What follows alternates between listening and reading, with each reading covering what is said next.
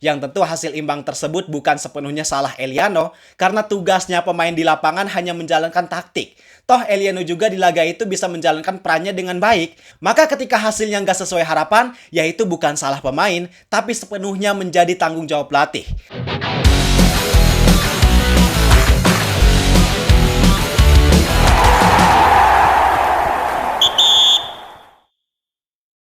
Pada dasarnya ketika seorang pemain sepak bola berani ngambil sebuah keputusan besar, maka di situ ada juga hal yang harus dikorbankan dan risiko yang harus dihadapi.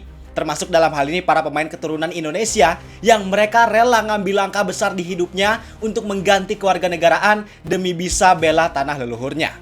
Maka ketika mereka udah ngambil keputusan itu, tentu ada tantangan yang harus mereka hadapi masing-masing. Dan salah satu pemain keturunan yang punya tantangan paling berat adalah Eliano Reinders. Ya Pak, nama Eliano belakangan ini emang lagi hangat dibicarakan sama orang-orang. Kita tahu Eliano Reinders di musim ini baru aja gabung sama Persib Bandung. Walaupun sebelumnya Eliano masih punya kontrak sekitar 2 musim lagi bareng Pek Zole, tapi Persib berani nebus dan Eliano juga berani buat lepas kontraknya. Dan ternyata keputusan besar itu gak sia-sia karena sekarang dia bisa disebut sebagai salah satu transfer paling sukses untuk Persib Bandung di musim ini. Sejak gabung Persib, dia gak pernah absen. Mau itu di Liga dan di Asia sekalipun, dia selalu jadi andalan utama dan punya kontribusi yang sangat positif di setiap pertandingannya. Tapi mirisnya, hal itu berbanding terbalik dengan kondisinya di Timnas Indonesia, karena seolah di sana dia jadi pemain yang gak terlalu dianggap penting. Dia sempat ada di posisi yang naturalisasinya terkesan dianggap sia-sia karena gak dibutuhkan sama tim pelatih. Bahkan sekarang, yang lagi rame dia seolah dijadikan sebagai salah satu kambing hitam atas kegagalan Timnas Indonesia di kualifikasi Piala Dunia 2026. Maka dari itu di video ini gue mau ngajak kalian buat kita sama-sama memahami tentang masalah ini. Kita bedah sebenarnya apa dan siapa yang bermasalah di sini. Apakah Eliano? Apakah pelatih yang gak tahu caranya menggunakan potensi Eliano? Atau karena sistemnya yang bermasalah? Gua bahas ini supaya kita sama-sama punya pikiran yang terbuka agar masalah ini gak semakin jadi bola api yang semakin panas. Kalau gitu, bareng gua Zidane Fatoni, langsung aja kita bahas biar gak gitu-gitu doang. Tahu sepak bola.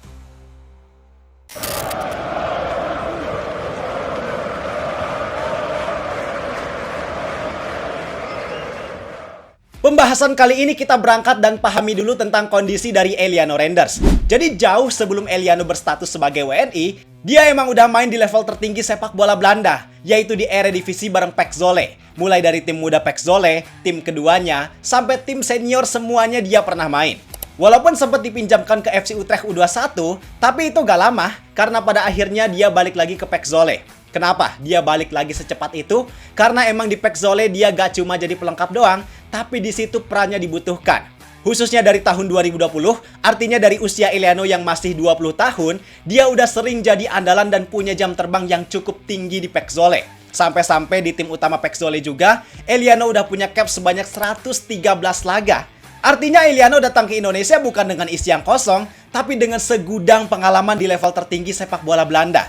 Dan di tahun 2024, Eliano resmi mengambil keputusan besar di hidupnya untuk mengubah kewarganegaraannya menjadi WNI. Yang dengan tujuan utama, supaya dia bisa bela Timnas Indonesia. Yang tentunya seperti yang gue bilang tadi di awal, bahwa pasti di balik sebuah keputusan besar, ada risiko dan tantangan yang harus dihadapi. Ketika udah milih artinya Eliano udah tahu dan siap dengan segala konsekuensi tersebut.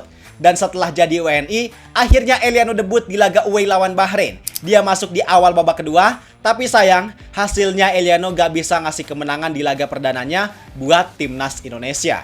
Yang tentu hasil imbang tersebut bukan sepenuhnya salah Eliano, karena tugasnya pemain di lapangan hanya menjalankan taktik. Toh Eliano juga di laga itu bisa menjalankan perannya dengan baik. Maka ketika hasilnya nggak sesuai harapan, ya itu bukan salah pemain, tapi sepenuhnya menjadi tanggung jawab pelatih. Karena pelatihlah yang mengatur tim tersebut untuk bermain seperti itu. Nah dari situ, alih-alih Eliano jadi bintang baru skuad Garuda, tapi ini justru malah muncul tantangan baru buat Eliano. Karena di luar dugaan, ketika pemain keturunan lain dinaturalisasi, maka mereka jadi andalan di Timnas Indonesia. Tapi Eliano justru kehadirannya seolah gak diharapkan. Karena di beberapa laga setelah itu, Eliano justru jarang banget main di Timnas. Bahkan dia sempat ada di titik terendah, yaitu sama sekali gak bisa masuk DSP. Dan ketika itu alasan Shin Tae-yong sebagai pelatih timnas bilang kalau sebenarnya dia nggak terlalu butuh Eliano dari segi strategi. Bahkan ada yang bilang kalau naturalisasinya Eliano itu bukan atas dasar persetujuan dari Shin Tae-yong. Padahal yang kita tahu bahwa setiap pemain keturunan yang dinaturalisasi tentu salah satu faktornya adalah atas dasar persetujuan tim pelatih. Karena kalau pelatih gak butuh, ya buat apa juga pemain tersebut dinaturalisasi ya kan? Tapi ini kondisinya gak berlaku buat Eliano. Dan sekarang yang Eliano udah milih dalam waktu yang lebih cepat dari perkiraan buat bergabung atau berkarir di Persib Bandung, rasanya kita semua udah bisa menerima. Karena pada kenyataannya Eliano masih bisa menjaga performanya di level terbaik. Dan justru di Persib dia seolah makin nemuin kepercayaan dirinya buat main di posisi manapun yang pelatih butuhkan. Kenapa ini bisa terjadi? Jadi kalau kita analisis, Eliano Renders di Persib Bandung bener-bener bisa nerapin tugas yang dikasih sama Boyan Hodak. Oke, mungkin kalian ada yang mikir kalau level permainan di Persib gak setinggi ketika Eliano main di PEK Zwolle. Memang benar. Tapi satu sisi, Eliano juga gak bisa main maksimal di level ini kalau dia gak punya kualitas dan gak bisa menjaga kualitas itu. Dan di sini ada kepercayaan penuh yang dikasih sama Boyan Hodak. Pada dasarnya, Boyan Hodak emang tipikal pelatih yang suka banget sama pemain yang punya posisi versatile. Maka ketika dia dapetin Eliano, itu udah jadi sebuah kepuasan atau bisa disebut sebagai sebuah kebanggaan pribadi. Karena dia suka, otomatis dia tahu potensi dan cara pakainya gimana. Ibarat ada orang yang pakai produk Apple. Walaupun itu barang mewah, tapi buat sebagian orang yang bukan pasarnya, orang yang gak ngerti cara pakainya, ya kualitas tinggi dari Apple itu pasti jadi sia-sia. Misal kita ambil foto atau video, ya hasilnya nggak akan jauh beda dengan orang lain yang pakai Android. Tapi ketika produk Apple itu ada di tangan yang tepat, yang dia memang suka, butuh, dan tahu cara pakainya, otomatis segala potensi yang ada di situ bakalan bermanfaat secara maksimal. Dan sama halnya di sini, untuk peran dari Eliano Renders, pada dasarnya dia bisa disebut sebagai barang mewah.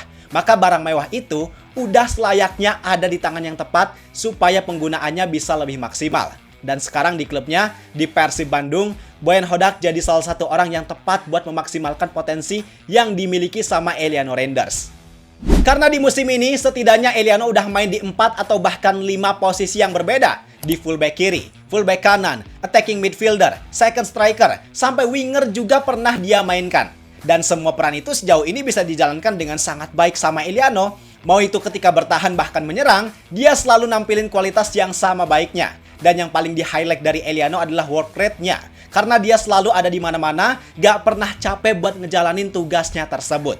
Sedangkan di Timnas Indonesia, ketika di bawah asuhan Shin Tae-yong, memang ketika itu pola yang dimainkan gak sepenuhnya bisa memaksimalkan potensi dari Eliano. Waktu itu Timnas lebih sering main direct, bangun serangan cepat, yang sistem itu kurang cocok buat Eliano yang main dengan basis kontrol dan sirkulasi bola terukur. 엘리아노에 대해서는 아직 엘리아노에 대해서는 우리 팀에서 경기 뛸 수 있는 아직 스쿼드에서 들어올 수 있는 부분이 아니다. 그래서 경기 마지막에 빠지게 됐다 보시면 되겠습니다. Sedangkan ketika zamannya Patrick Kluivert, sebenarnya di situ Eliano mulai kelihatan potensinya buat bisa main lebih nyatu. Tapi karena posisinya saat itu beberapa laga Patrick Kluivert masih coba-coba taktik, belum konsisten, ya jadinya potensi Eliano juga gak bisa keluar secara maksimal. Dan kalau kita lihat perannya Eliano di Timnas, sebenarnya emang nanggung.